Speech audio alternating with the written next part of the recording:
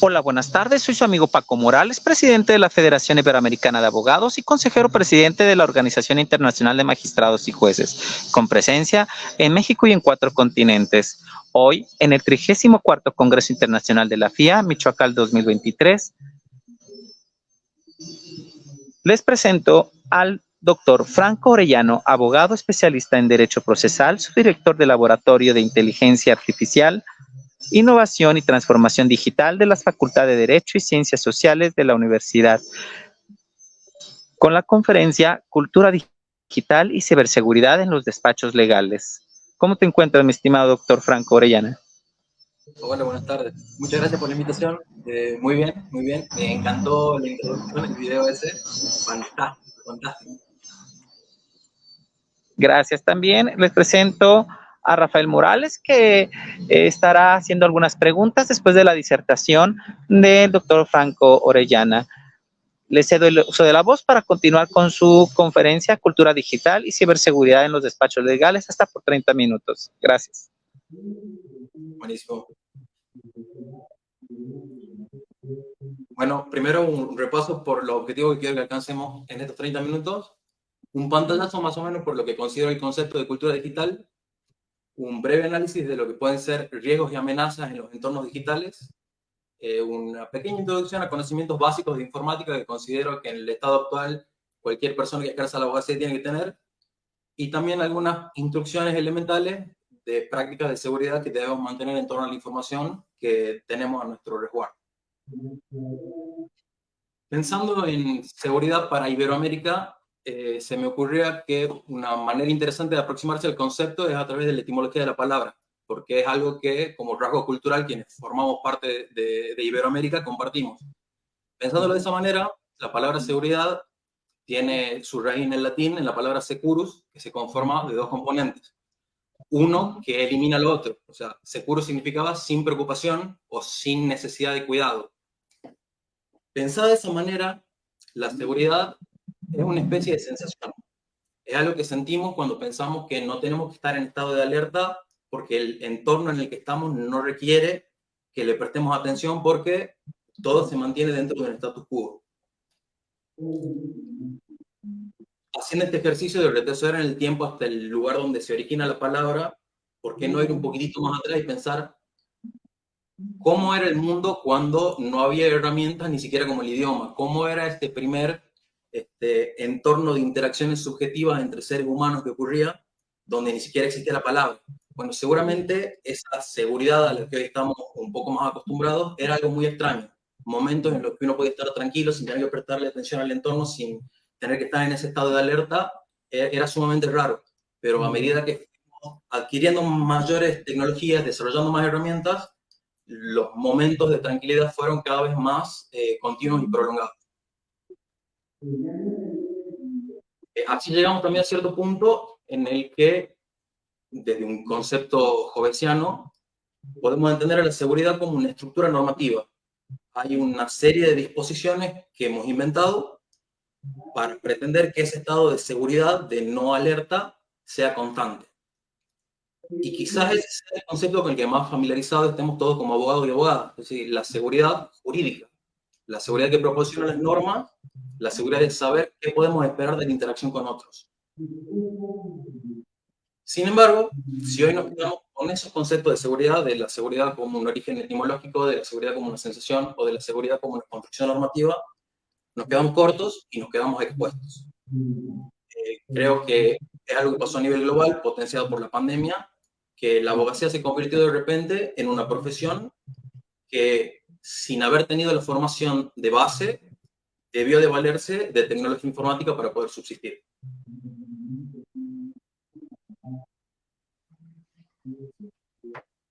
Este estado actual de necesidad tecnológica requiere que tengamos un conocimiento especializado en una ciencia en la que no fuimos entrenados para poder desarrollar nuestra profesión.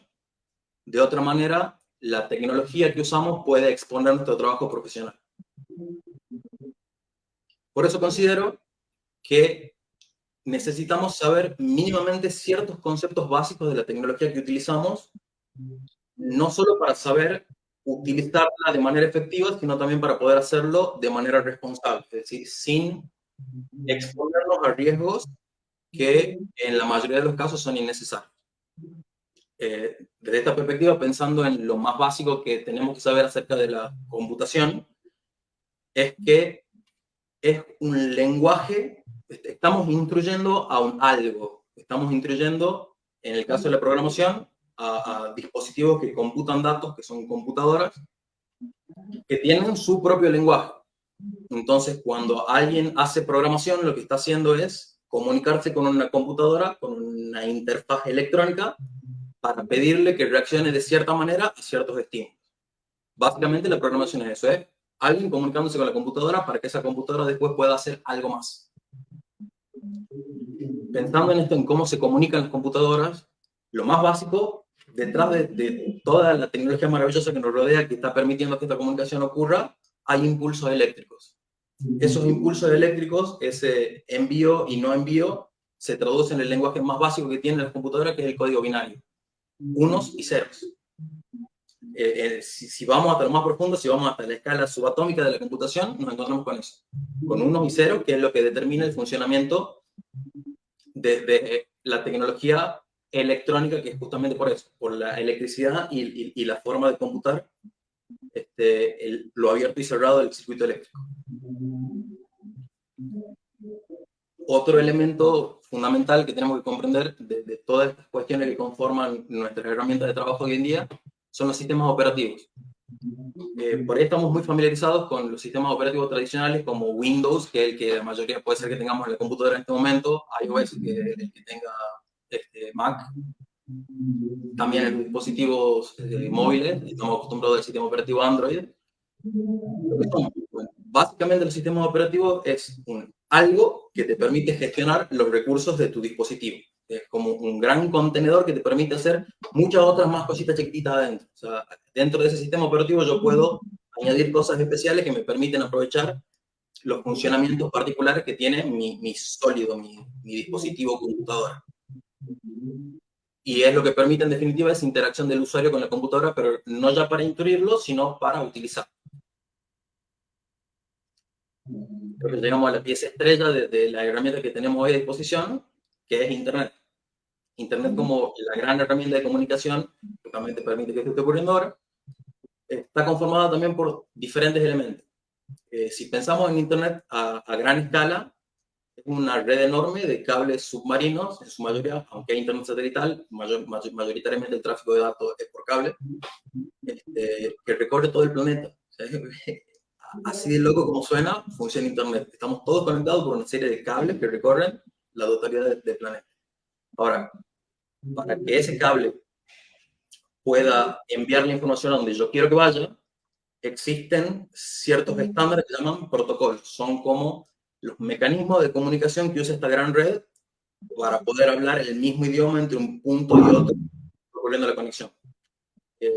Quizás se acuerden, en la década del 90 más o menos, cuando uno levantaba el teléfono y estaba ocurriendo una transmisión de internet, se escuchaban ruidos.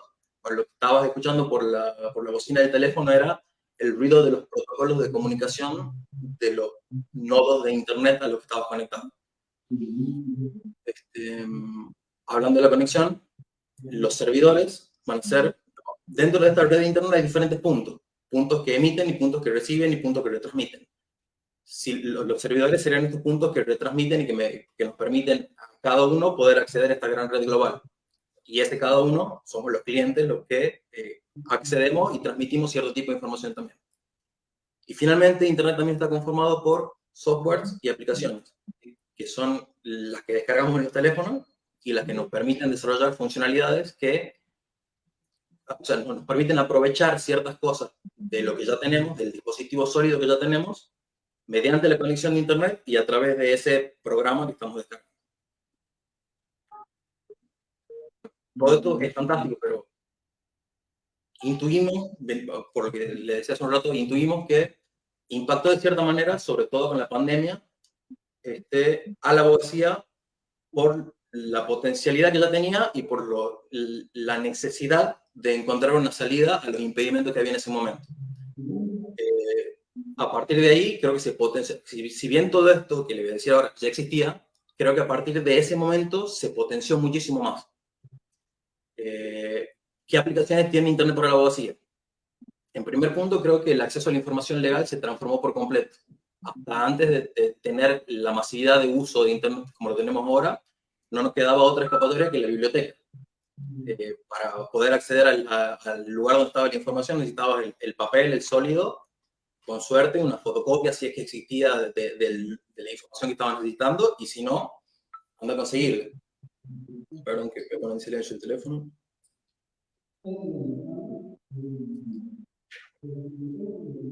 El acceso a la información legal cambia cuando está disponible en Internet porque se puede acceder desde cualquier lugar del mundo. Perdón.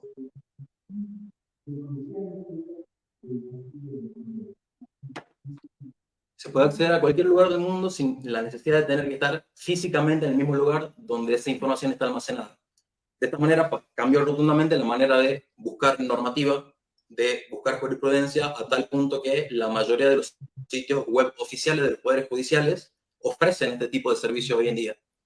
También aparecieron muchas plataformas de dogmática dedicada exclusivamente a las plataformas digitales. Por otro lado, también aparecieron grupos de Facebook, comunidades en Telegram, dedicadas también a ciertas ramas de la abogacía, y ahí es donde se engancha con esto segundo que considero una aplicación de Internet a la abogacía, que es las estructuras colaborativas. Quizás antes era muy difícil conocer la estrategia de un colega si no habías litigado con esa persona, o conocer una sentencia determinada si no había sido parte en ese juicio, o si algún allegado tuyo no había estado vinculado al litigio. Hoy en día eso cambió. Que el Internet sea una herramienta de comunicación hoy en día permitió que podamos colaborar de otra manera, mostrando las cartas de cómo se juegan los juicios, porque están disponibles en línea para cualquiera. Otra aplicación quizás un poco más reciente de Internet a la abogacía viene de la mano de la automatización, vinculada a la digitalización también. Automatización sobre todo en términos de procesos que se pueden acelerar con la intervención quirúrgica de inteligencia artificial. No hablar de eliminar el conocimiento, el entendimiento humano para la resolución de conflictos, sino buscar en qué puntos de la estructura puedo acelerar el trámite automatizando pequeños pasos de cosas que ya se han decidido antes. Si no quiere decir que dejo en manos de la computadora una decisión, sino que la efectivización de la decisión quedará vinculada a ese proceso automatizado. Otro aspecto que para mí fue revolucionario y me tocó vivirlo durante mucho tiempo en carne propia fue el teletrabajo. El hecho de que la abogacía no necesite la presencialidad física para la interacción con el expediente. Yo trabajo en el Poder Judicial de mi provincia. Nos permitió poder trabajar desde la casa, desde la pandemia e incluso después. Y esto se vio reflejado, bueno, en un primer momento en el no estancamiento de la justicia, y en un segundo momento en la productividad. Llegó a tal punto esto del teletrabajo, por lo menos aquí en Argentina, que salieron legislaciones especiales para regularlo. Y por último, lo que para mí también que tuvo un impacto muy cercano en mi ejercicio profesional, fue la aparición del expediente digital. Durante la pandemia, como salida de la crisis de detenimiento de la justicia, se implementó en donde yo trabajo el expediente digital, con la suerte de que el juzgado donde yo trabajo fue el primero en crearse en ese momento y fue el primero íntegramente digital, lo que supuso una serie de redescubrimientos de las prácticas de la abogacía, volcadas desde el conocimiento del papel hacia lo digital. Y ahí es donde me he empezado a pensar, che, mira, esto que lo hacíamos de cierta manera antes de acá, ahora lo tenemos que hacer de esta manera porque acá tenemos esta posibilidad y esta otra posibilidad. Mira, y como Internet te permite hacer esto y esto está gratis y es mejor que esto otro, podemos hacer esto, ta. A partir de ahí empezamos a conversar con un colega con el que mi tío se llama Marco Rossi, y mi tío y escribimos sobre este concepto de la cultura digital. Pensábamos en desde cuándo uno aprende en el contexto sociocultural cómo se maneja la seguridad en el papel. Aquí en Argentina, por ejemplo, pasa algo que cuando uno va al jardín, a la educación más básica a los más niños, una forma de comunicarse que tienen las maestras es abrocharle con un alfiler la notita en el delantal, en la ropa que lleva al jardín. O sea, ya desde ese primer momento, o sea, voy a entender, el papel comunica, el papel es importante, el papel se valora, después empezar con la práctica del billete, mira, esto es un cheque, esto es un pagaré, y bueno, uno va construyendo cierto conocimiento sobre la seguridad en el papel, sabe detectar un billete falso, lo ve, sabe cuáles son las cuestiones de seguridad que tiene ese tipo de tecnología. Y con la cultura digital, a los que no nacimos nativos digitales, y a los que nacieron nativos digitales también, nos pasa que o no conocemos todo lo que está sucediendo o sabemos usarlo, pero no sabemos cuál es el funcionamiento que tiene detrás.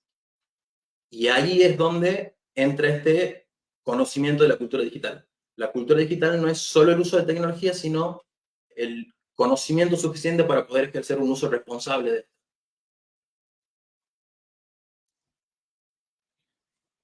Haciendo este ejercicio de cómo convertimos nuestro conocimiento que ya tenemos, o sea, nosotros ya tenemos una serie de conocimientos jurídicos sobre la seguridad y una serie de conocimientos culturales sobre la seguridad, y ahora tenemos la necesidad de volcarlo hacia esta esfera de lo digital jurídico. Repensando nuestras prácticas, deconstruyendo nuestras prácticas, tenemos un buen punto de partida. Entonces, pensando en la abogacía analógica, en la abogacía del papel, ¿dónde está la seguridad en nuestra abogacía? Bueno, tenemos almacenamiento físico de documentos. Hay archivadores donde está la información importante y vos sabés que las fotocopias se ordenan de determinada manera, que los papeles están ahí. Tenés el ejercicio de hacer una copia que se guarde en otro lugar por si hay algún problema. Bueno, hay una serie de mecánicas que están destinadas a proteger la información que consideramos valiosa de esa manera. Bueno, pensemos, si eso es lo que hacíamos en ese momento, ¿a dónde nos vamos y qué hacemos ahora? Destrucción de documentos. Si sabemos que hay un documento sensible, que su fin se agotó, que ya no tiene más razón de ser guardar esa información y que la manera segura de manejarlo es destruirlo, se rompía el papel y listo. Bueno, hay que pensar ahora en su equivalente digital. ¿Qué es lo seguro? ¿Qué es lo que corresponde hacer? ¿De qué manera evitamos que la situación de calma se rompa en algún momento? Restricción de acceso a áreas físicas. Hay determinados despachos que están cerrados con llave, determinados depósitos a los que solamente tienen acceso algunas personas. Bueno, ¿cómo hacemos esta conversión de la restricción de acceso a áreas con información en las instancias de digitalización de nuestros despachos? En el marco de la comunicación también ocurre algo que quizás en la presencialidad uno se siente más seguro en volcar ciertos datos, hasta que uno se olvida que la digitalización no está ocurriendo de manera directa, ¿no? O sea, quizás uno hablando en persona siente que nadie lo está escuchando y después cuando hace su equivalente en WhatsApp se olvida que ahí están quedando información registrada en algún lugar, distinto a lo que está ocurriendo y es fugaz. Entonces, la seguridad que tenía la comunicación privada presencial física en la oficina no es la misma que va a tener la seguridad de la comunicación directa entre una persona y otra por mensaje de texto o por llamado o por videollamada. Entonces, bueno, hay que hacer una deconstrucción y un conocimiento extra sobre cuál será el comportamiento adecuado para las comunicaciones privadas de manera digital. Y por último, el tema de la verificación de la identidad. O sea, nosotros estamos acostumbrados a solicitar credenciales de identificación de manera presencial y sabemos reconocer cuáles son los elementos de seguridad para identificar si eso es o no es real, o sea, si no ha sido adulterado. Bueno, a nivel digital necesitamos el conocimiento todavía para poder identificar la persona que está detrás de la interacción digital que estamos haciendo. Pensando ya del otro lado, ¿de qué manera nos movemos con seguridad dentro de este contexto de la abogacía digital? Lo que tengamos guardado, primero lo tenemos guardado con contraseña fuerte. Quizá quien tenga muchos usuarios en diferentes lugares haya visto cómo cambian las metodologías de contraseña según las diferentes páginas y hay algunos sitios que te exigen la construcción de claves fuertes. Esas claves vienen construidas por caracteres que sean mezclas de mayúsculas y minúsculas. Usualmente te piden un cambio regular. Bueno, ese tipo de conducta en torno a las contraseñas que estén asociadas a los lugares donde tengamos almacenada información digital, es importante que esté recordado de este. El cifrado de datos es como un candado extra que se podría agregar esta utilización de contraseñas fuertes. Si hay determinada información que consideremos sumamente sensible, más allá de toda la información valiosa que tengamos almacenada, para que sea extremadamente sensible se le puede añadir mecanismos de seguridad extra que son estas formas de descifrar los datos, convertirlo en otro tipo de código que solamente va a poder reconvertirse con el que tenga la credencial adecuada. Actualización de software es muy importante. Por lo general, lo aconsejaría dejar que las actualizaciones corran de manera automática, mantener las aplicaciones que tengamos actualizadas, porque detrás de estas compañías hay equipos que analizan los impactos que hayan tenido sus barreras de ciberseguridad y buscan construir con las actualizaciones los mecanismos necesarios para que esas fallas no ocurran. Entonces, cuando uno mantiene su programa actualizado, en realidad lo que está haciendo también es mantener las defensas que ese programa tiene actualizadas, porque constantemente van cambiando. Si utilizan programas donde haya equipos que se dediquen a esto, ¿no? Que bastante genera. La utilización de backups y nube.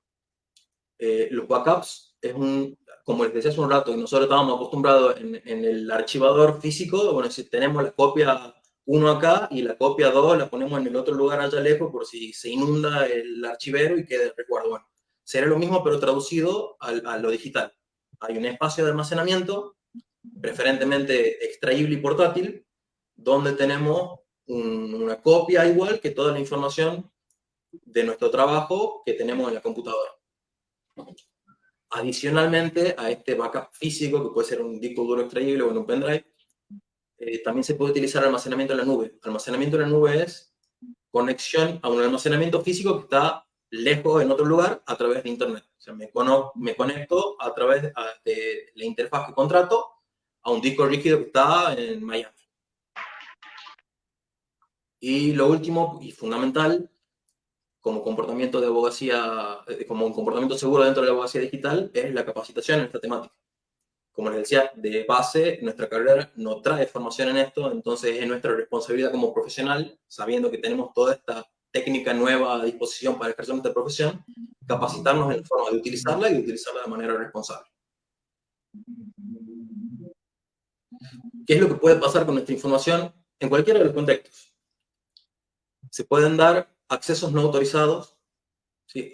Ya vamos a detallar digitalmente cómo ocurren. Se pueden dar fugas de información. Accesos no autorizados serían alguien ingresa a nuestra base de datos. Fuga de información sería algo se escapa de nuestra base de datos. Algo importante se escapa de nuestra base de datos. Manipulación de documentos, alguien adultera la información que tenemos a nuestro resguardo. Pérdida de información, alguien destruye la información que tenemos a nuestro resguardo. Y ataques de ingeniería son contextos en los que alguien nos engaña para que le proporcionemos cierta información que tenemos en nuestro resguardo.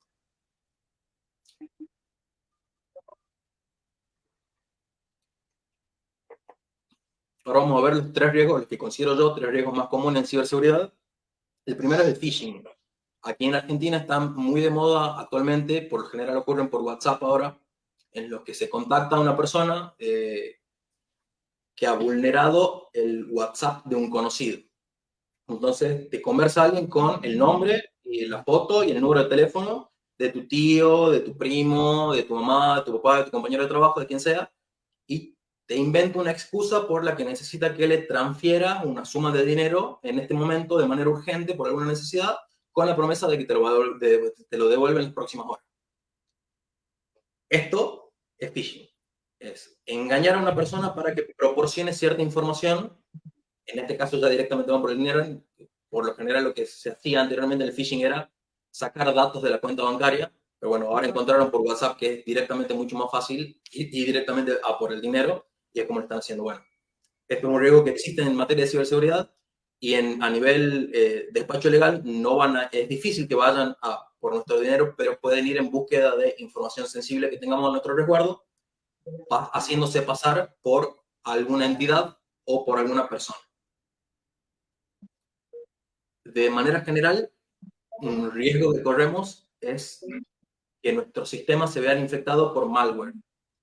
El malware, una palabra que viene del inglés, que implica un software malicioso, ¿sí? Hay un sistema que está diseñado para generar algún mal en nuestra computadora. que puede ser con diferentes finalidades. Tenés desde los menos invasivos, que se van a dedicar a exponer publicidad de manera constante sin dejarte hacer nada más, hasta los que toman el control por completo de tu computadora y de tu archivo y que no te dejan hacer absolutamente nada.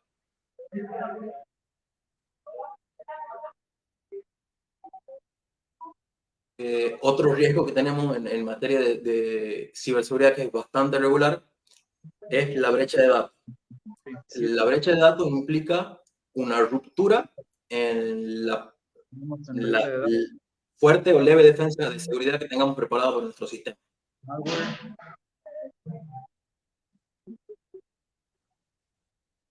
Casos de estudio. Aquí en Argentina, el año pasado ocurrieron 2 casos que fueron como bastante trascendentales en materia de ciberseguridad, porque fueron los primeros que ocurrieron a nivel provincial completo. Fueron muy similares los 2 casos de Chaco y de Córdoba, aunque son 2 provincias que están muy distantes una de la otra. No ocurrieron juntos, uno ocurrió primero, el otro ocurrió después. El de Chaco ocurrió justo antes de que empiece la feria judicial. La feria judicial es el periodo de enero aquí, donde la justicia está de receso, continúa trabajando, pero con guardias mínimas, y se ve que apuntaron a ese momento buscando que no haya tanto resguardo en su equipo de ciberseguridad. Entonces infectaron los programas de Chaco justo antes de que empiece la feria judicial, y lo de Córdoba lo hicieron justo antes de un fin de semana largo. Entonces se ve que había cierto conocimiento del funcionamiento de las entidades al momento de orquestar los ataques. Lo que pasó con los 2 poderes judiciales, les digo que es similar porque los infectaron con el mismo tipo de malware, que es un ransomware. El ransomware lo que hace es bloquear el acceso de la persona a la información que tiene almacenada y exigir a cambio de eso un rescate. Aquí lo que se secuestró fue la totalidad de la información de todos los expedientes judiciales de toda la provincia de Chaco y de Córdoba después. En ninguno de los 2 casos se negoció con el grupo secuestrador de datos, sino que lo que se hizo fue accionar los protocolos de seguridad que se tenían preparados para este caso. Había almacenamiento de toda la información en otro lugar, así que lo que se hizo fue hacer un parate, una limpieza de todas las computadoras, de todo el Poder Judicial. A partir de ahí, una reinstalación de todos los programas y de toda la información que tenían almacenada en otro lado, y volvió a correr el sistema judicial. No ocurrió así, como les digo, de sencillo, fue un proceso bastante más largo, y también acompañado de un análisis para conocer cómo ocurrieron estas afectaciones, para buscar la manera de que no vuelvan a suceder. Bueno, ya terminando, redondeando un poco en base a los antecedentes que les comenté recién, me parece prudente resumir esta charla en 5 pasos o consejos mínimos que tenemos que tener al momento de pensar en la ciberseguridad de la información que tenemos en nuestro despacho. Primero y fundamental, reitero, capacitación. Como les decía, es algo en lo que no estamos instruidos de base, que nos encontramos en el ejercicio de nuestra profesión ahora forzados de cierta manera a utilizar, así que fundamentalmente necesitamos conocer cuál es la manera adecuada de utilizar. Lo segundo es elaborar ciertas políticas de seguridad. O sea, la gente, nosotros, aunque sea que trabaje solo, nosotros y la gente con la que trabajemos tenemos que tener pautas establecidas de cómo nos vamos a manejar con la información que tenemos a nuestro cargo. Dentro de esta estructura, necesariamente en algún punto vamos a tener que integrar o contactar con alguien especializado en ciberseguridad para que nos colabore. A esta persona le vamos a tener que reportar cuando ocurra un incidente, decir, mira, aunque no caigamos, si nos mandaron un mail malicioso, che, mira, me mandaron un mail de tal lugar, se reporta el incidente. ¿Sí? Y vamos teniendo un registro de cómo funcionan nuestras defensas. ¿Sí? Incorporar tecnología de seguridad. Si bien hay programas que son gratuitos, hay que hacer inversiones en tecnología que nos dé la tranquilidad de que nuestro sistema está a resguardo de esos programas maliciosos que están dando vuelta por ahí. Y por último, hay que mantener una política de revisión continua. Esto no es arranco el auto, empiezo a manejar y me voy, sino que hay que estar constantemente revisando que esté alineado, que esté sonando bien, que no hay ninguna cosita suelta. Eso nos va a permitir Pero yo aquí todo el avance que haya del otro lado, ¿sí? De clases, ¿no? Porque dice que una mejor planificación a la hora de Bueno, trabajar. eso sería todo. Si hay alguna pregunta. Que no dejen nada. Ajá. Este dice que no dejan dormir, acá no dejan dormir. Y así, una tras otra. Todos los que se quejen. Nada más cuidado de que algunos se quejan de una cosa y algunos se quejan de varias cosas, ¿no? Pónganle ahí, y al final.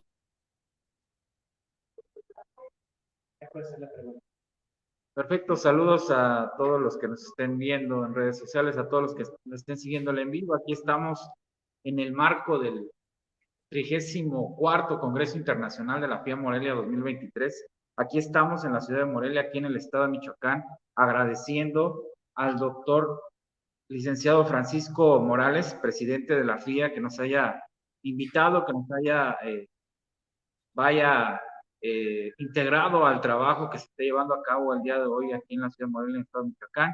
Y pues también agradeciendo a este gran ponente, a esta gran persona, a este Franco, por todo su trabajo y pues también de alguna manera tratando de congeniar lo que aquí se expuso, que nos platiques un poquito de los retos que existen en la actualidad con respecto al software que se dispone para que se pueda crear un servidor, no nada más en cuanto a software, sino también en hardware, más o menos cuáles son los retos que tiene que tener en cuenta los gobiernos en este sentido, también los que están en la Procuración de Justicia, hablando de los ministerios públicos, de qué manera se pueden armar estos paquetes para poder garantizar el acceso a la información y evitar la intromisión con respecto a la ciberseguridad, ¿no? Con respecto a los hackers, con respecto a los malwares, de qué manera se puede invertir en ciberseguridad y si hay algún programa destinado a nivel internacional para poder seguir el camino que nos pueda permitir garantizar la protección de datos personales y también en el tema de los firewalls, de qué manera las dependencias de gobierno nos pueden proporcionar un mecanismo para poder tener un firewall adecuado a nuestras posibilidades y también a nuestras capacidades. Y en ese sentido también, pues vamos a agradecerte muchísimo tu ponencia, agradecerte muchísimo toda esta información, dado que hay un reto aquí en Morelia, aquí en México, en el estado de Michoacán, tenemos un reto con respecto a eso, dado que, por ejemplo, hablando del delito de usurpación de identidad, del delito de extorsión o todo lo que tiene que ver con ciberdelincuencia, tenemos un reto, dado que sí se atacan los delitos, sí se lleva, vamos a la investigación, se ha llevado a la cumplimentación de órdenes de aprehensión por parte de la Fiscalía General del Estado. Sin embargo, todavía hay un campo que todavía no queda muy claro, como que las personas todavía se muestran reacias al uso de la tecnología y también, desafortunadamente, pues pecamos de ignorantes, ¿no? En todo caso, a veces, siempre que se presenta una denuncia, se tiene que presentar en tiempo y forma con los elementos necesarios para poder presentarla. Sin embargo, pues todavía hay ambigüedad, vamos, con respecto a la procuración de la justicia, ¿no? En ese sentido, tenemos... Bueno, respondiendo a tu pregunta y también a este comentario que me haces, creo que estamos en una instancia en la que tenemos que asumir un cierto rol pedagógico. Esto que está pasando ahora, esto que estamos haciendo ahora, lo tenemos que hacer en cada oportunidad que tengamos con el poco o mucho conocimiento informático que tengamos. Si llegamos a una instancia en la presentación, y bueno, hay que tomarse el trabajo de explicar, mira, esto digital sí sirve y funciona porque lo digital funciona así, se maneja de esta manera, por esto tiene validez. Hay que tener como la paciencia de introducir al letrado que no está introducido en esto, traer. Decir, no, mira, esto sí tiene valor, es así, así. Hay que ejercer cierto apostolado de lo digital ahora porque no nos queda otro. Respecto al otro, no conozco ningún software de gestión para despachos particulares que haga lo que me mencionaba, con lo cual estaría buenísimo investigar y crear uno.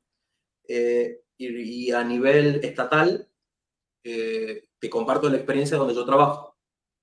Yo, como les comentaba, trabajo en un poder judicial de mi provincia que desde hace mucho tiempo viene impulsando la creación de un sistema informático pasó de la utilización de un programa externo, que son las alternativas que tenés, crear o usar otro.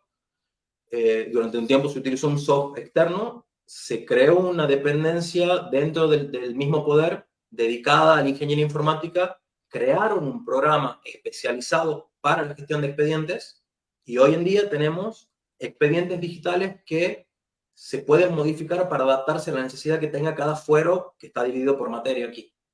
Entonces, de repente, en el foro laboral tenemos cierta necesidad puntual para acompañar a audiencias que son ahora todas grabadas. Bueno, se creó un protocolo especial dentro del sistema para que con 2 clics se pueda añadir el archivo.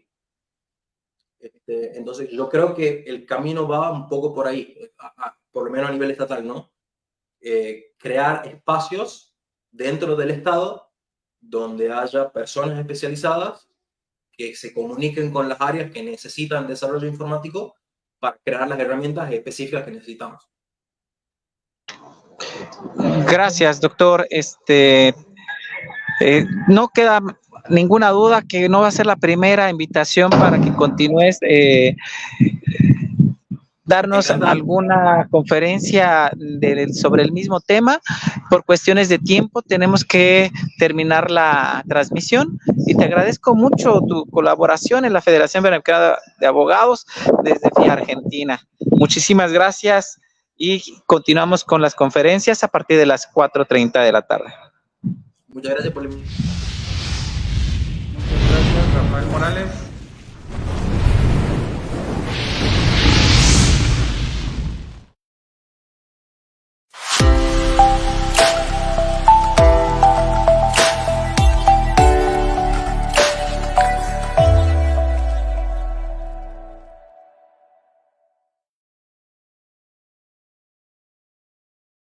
Doctor,